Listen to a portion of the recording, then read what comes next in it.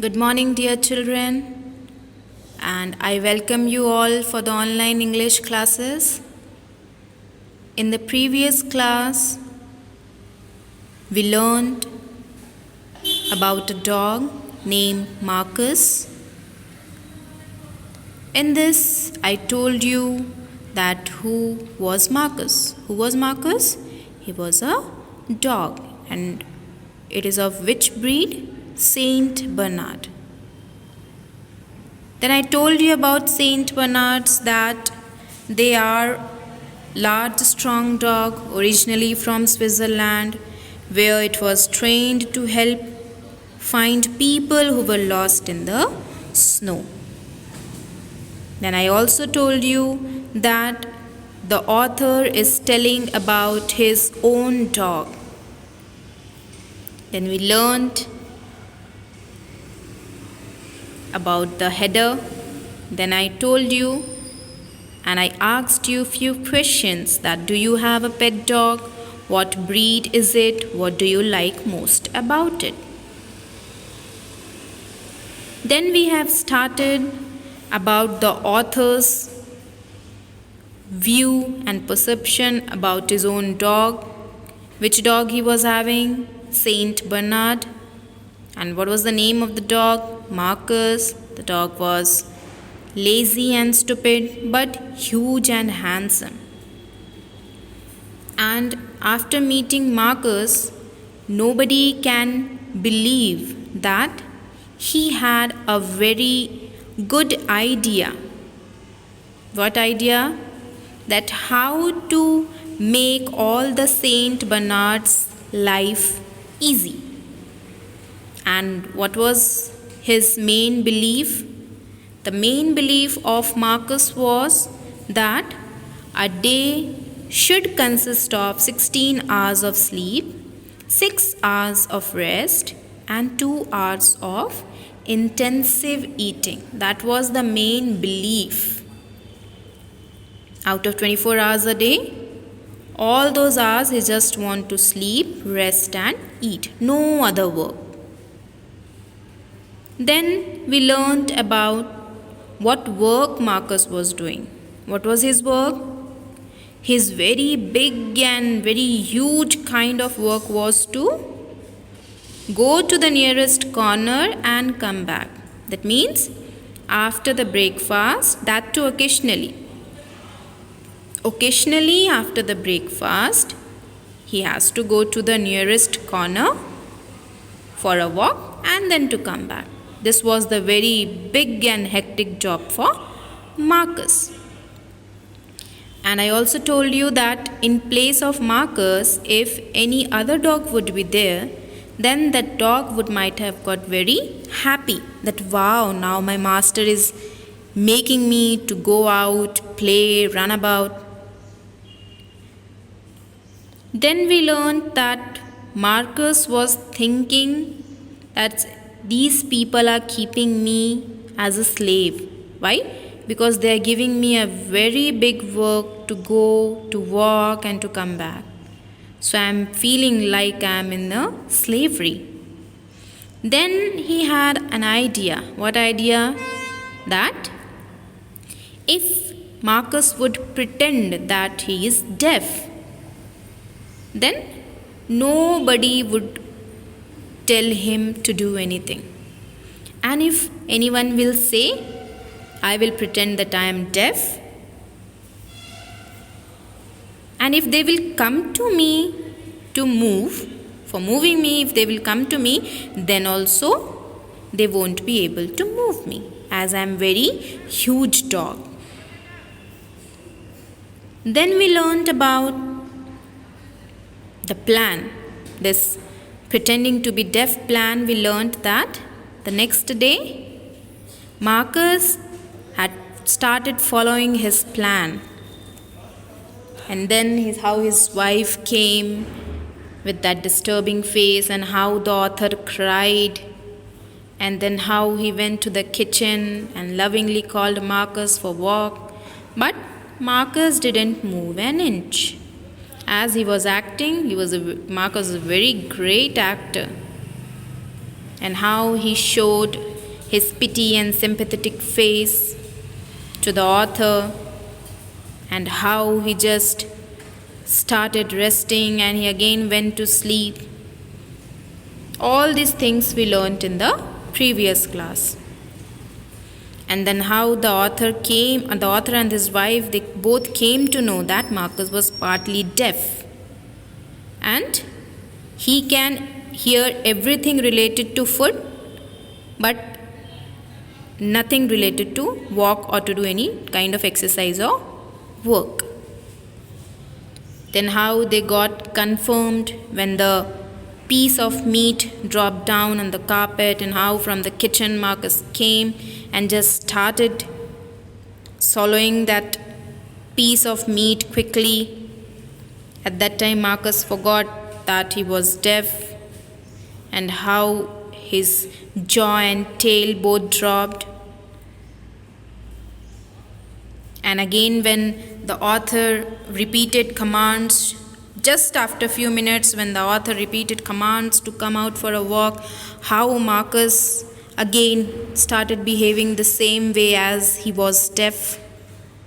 Then also we learnt about the butcher, that after hearing the butcher's voice again Marcus got very alert.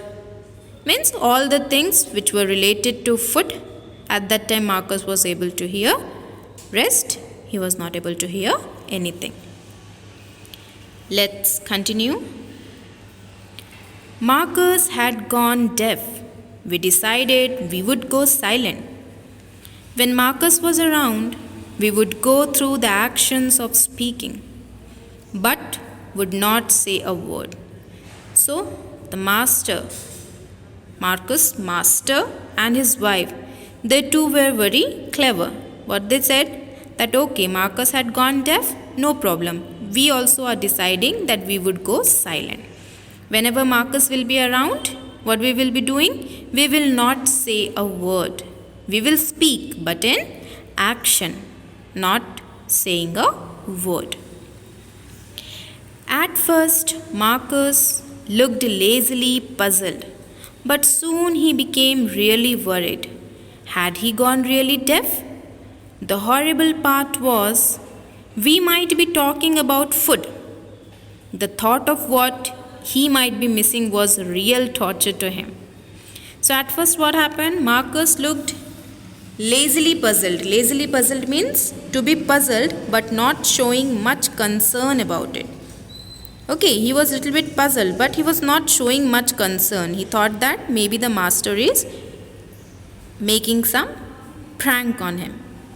But soon Marcus became really worried, and Marcus was thinking that really I have gone deaf. And what was the horrible part? The horrible part was when the master and his wife were talking about the food. And this was the real torture for him. Torture means something that causes severe mental or physical pain. So this was the severe mental or physical pain for Marcus, as he was not able to hear about the food. Because earlier he was partly deaf, and now Marcus was thinking that really he has gone deaf, as he was not able to hear anything related to food. As we mouthed silently at each other, Marcus would stare painfully into our faces, trying to lip read. He was now never called for meals, so it was doubtful if he was having 16 hours or real sleep out of the 24, and he worried himself down to half his weight. So as the author and his wife were continuously talking with their mouths silent, every time Marcus would stare at them. Stare means ghurna, to look at something or somebody for a long time. And that too he was staring with a painful face, and he was going on trying to lip read. Lip read means to understand what someone is saying by watching the way their lips move. But he was not able to understand anything. And now, as he was deaf, pretending to be deaf. So now he was never called for meals. So it was doubtful that really he was having 16 hours of sleep out of 24 hours. And in this way, in such a situation, he worried himself down to half his weight, and Marcus was now half of his weight. We kept this up for several days. Then we decided to restore Marcus' hearing. One morning, I said in a loud voice, "Come on, Marcus, time for your walk, boy." So, these all things, they went on up for several days, and then the author and his wife decided to restore Marcus' reading. Restore means bring back a feeling or situation. So they decided to restore Marcus' hearing. And one morning, in a very loud voice, the author said, "Come on, Marcus, time for your walk, boy." And after hearing this, an expression of beautiful relief appeared over his vast face. After hearing, a very beautiful expression came on Marcus' face. So he was not deaf at all. He bounded to his feet, and Marcus was not at all deaf. He bounded to his feet. He frisked to the gate like a lively pony. So he frisked. Frisked means ran and jumped into a lively and happy manner. Just like the other dogs, now this poor lazy dog, after hearing his master's voice after so many days, he just got frisked. He just got frisked to the gate like a lively pony. He joyously took one of the longest walk of his life, and in a very happy moment, in a very joyful way, he has taken one of his longest walk of life, because this was the first time when happily and joyfully Marcus was going for a walk. And what was the distance? Of about half a kilometer. The distance was of about half a kilometer. Half a kilometer Marcus walked. Marcus was not troubled again with his deafness. And this was the last time. After this, Marcus was not at all troubled again with his deafness, because now he became a very good dog, and every day he used to hear to his master's order. Now every day he used to work, run, play, all these things Marcus started to do. So what is the moral of this story? What do you learn from this story? We learned that whatever we will be thinking in our mind, whatever ideas are going in our mind to escape from the work that we do, but our parents will find everything. We cannot hide anything from our parents. If things are going in our mind that, okay, if I will do this, mommy won't know. If I will do this, daddy won't come to know. But mommy, daddy, they knows everything about us. If we will hide also, they will know everything. So it's better that whatever is going inside our mind, in place of hiding it or escaping it from our parents, we have to tell them. We have to tell them. Because if anything goes wrong, then there will be no one to support us. Who will be there with us? Only our parents. So whatever problem you people are having in your life, you have to share it with your parents, because they are the only ones, more than your friends, they are the only ones, the parents are the only ones, those who care for us. And whatever they are thinking and whatever they are asking us to do, that is good for us. So never ever hide anything from your parents. Do what your parents are saying, because they have seen life and yet now you're on your life's journey. I hope you all understood the chapter. I hope you all understood the moral of the story. And as I'm telling you every time, respect your parents, respect your elders. They are the best people in your life. Okay, my dear children?